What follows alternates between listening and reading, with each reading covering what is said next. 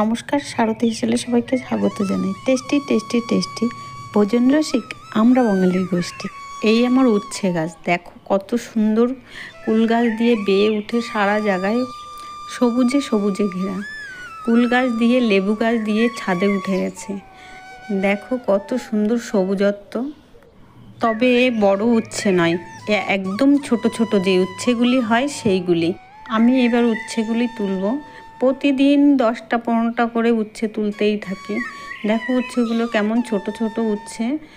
এই উচ্ছে খেতে আমি খুবই পছন্দ করি। আমি কোনো দিনও বড় উচ্ছে খেতে ভালোবাসি না। এই উচ্ছেগুলো খুবই সুস্বাদু হয় খেতে, যেমনভাবেই রান্না করা হোক না কেন খুবই ভালো লাগে। তেতো সবজি বলেই অনেকেই আমরা এড়িয়ে যাই। এই সবজিটা আমাদের হজমে সহায়তা করে।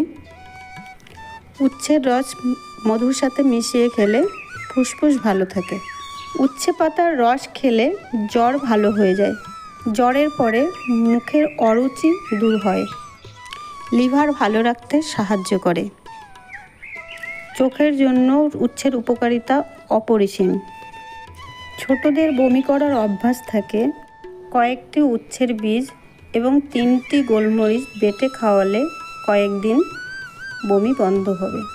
এছাড়াও উচ্ছের অনেক উপকারিতা রয়েছে। গরম ভাতের সঙ্গে প্রথম পাতে অল্প তেলে ভাজা উচ্ছে অতি প্রিয়। বহু বাঙালি বাড়িতে সারা বছর উচ্ছে খাওয়ার চল আছে।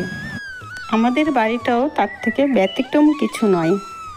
আমাদের বাড়িতেও সবাই উচ্ছে খেতে ভালোবাসে।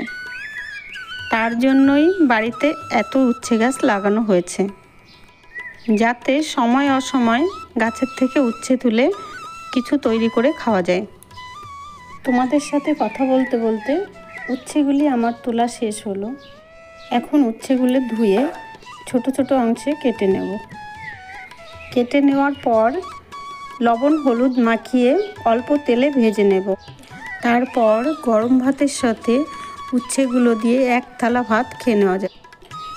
ভিডিওটি শেষ পর্যন্ত দেখার জন্য ধন্যবাদ। ভিডিওটি ভালো লাগলে লাইক দিতে ভুলবেন না।